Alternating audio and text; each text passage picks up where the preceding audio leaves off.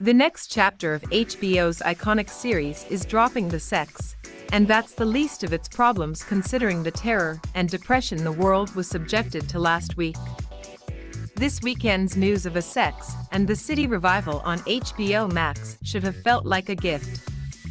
Instead, and somewhat predictably, it was met with a distinctly divided reaction. Wisely for all involved, and perhaps to placate those of us who have our doubts, the new series will be titled, and just like that, entirely removing the sex from the title. Some people are very, very excited about this news. Fashionistas, millennials and Zoomers, maybe who grew up watching sanitized for syndication repeats on basic cable, or The Real Deal, also readily available on HBO. Surely the news of Carrie Bradshaw, Charlotte York-Goldenblatt, and Miranda Hobbs' imminent return to series television made untold numbers of folks giddy. Notice the absence of Samantha Jones from that list, and with that, let's talk about the rest of us. Those who blocked out the Orientalist nightmare that is 2010's Sex and the City 2, who reappraised the original's hapless white feminism and willful ignorance as to the multicultural nature of New York City, and forgave it all owing to what a kick Kim Cattrall's performance made watching the original series, can't be faulted for thinking, please, no, not this. Love the idea or not, this is happening. According to the announcement, the 10 half-hour episodes of And Just Like That drop us back into the stories of Carrie, Sarah Jessica Parker, Charlotte, Kristen Davis, and Miranda, Cynthia Nixon, to show us how they're handling love and friendship in their 50s. The original series ran for 6 seasons on HBO between 1998 and 2004. And just like that, the revival's producers, a list that includes the 3 stars, each of whom is reportedly pocketing $1 million per episode, found a way to ditch Samantha Jones, and Cattrall more specifically. If there were ever a way for this group of characters to return to us, creating a show around theme that focuses on about relationships as opposed to sex is probably a good way to go. Also, when last we saw the original quartet, Samantha was the only one enthusiastically banging on the regular. As for shedding the Sex and the City label, I don't even think the series needs it, since Parker is a brand unto herself, although that name recognition did not save her other post-SATC series divorce, and Nixon's been steadily working and taking part in her own prestige pieces on top of running for governor of New York in 2018. That there's no love lost between Cattrall and the rest of her co-stars is amply established and confirmed by Cattrall's on-the-record declaration that she refused to take part in any future Sex and the City projects. Many of those statements were related to inquiries about the possibility of a third Sex and the City film, which kept up for long enough for some version of a next chapter to be all but inevitable.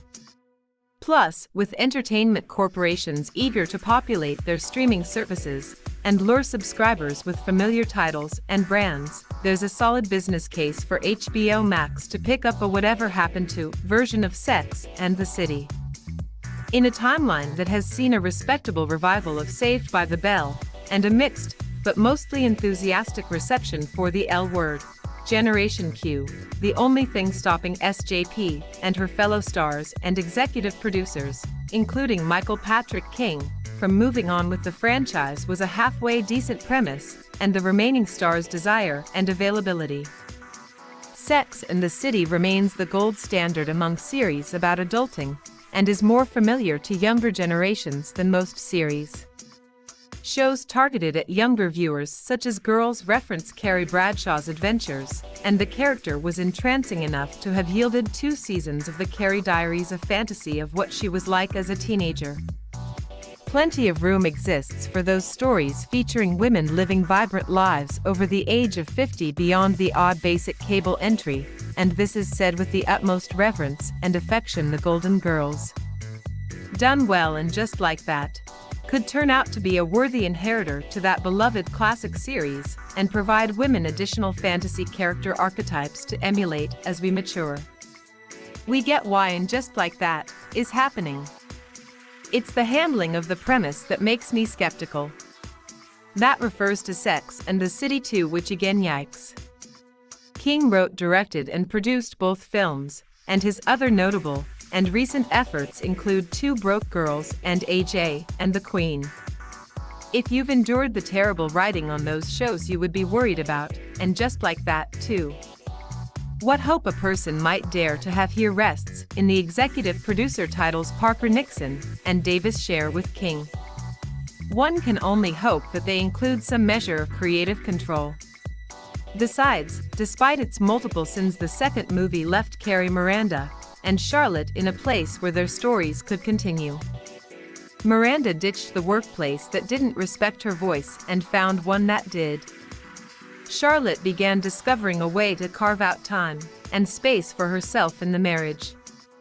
Samantha, hopped up on menopausal treatments made from yams, continues to hook up every which way.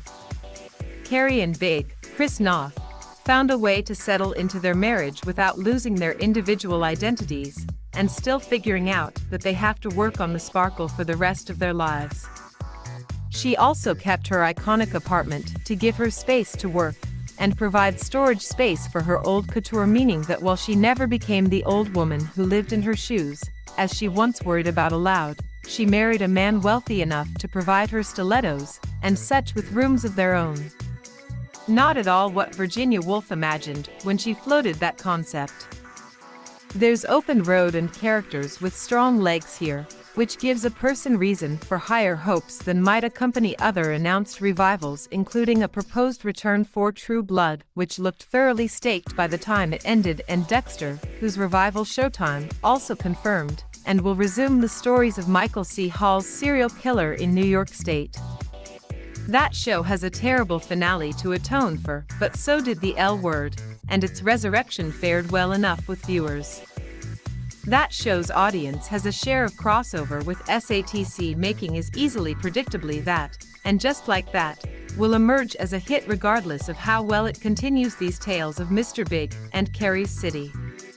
Still, given the stakes and one of the central minds behind it, I can't help but wonder whether we'll ever be as into it the way we were back in the original's heyday. If you like the effort, please hit the like button and subscribe to Ladies Insider.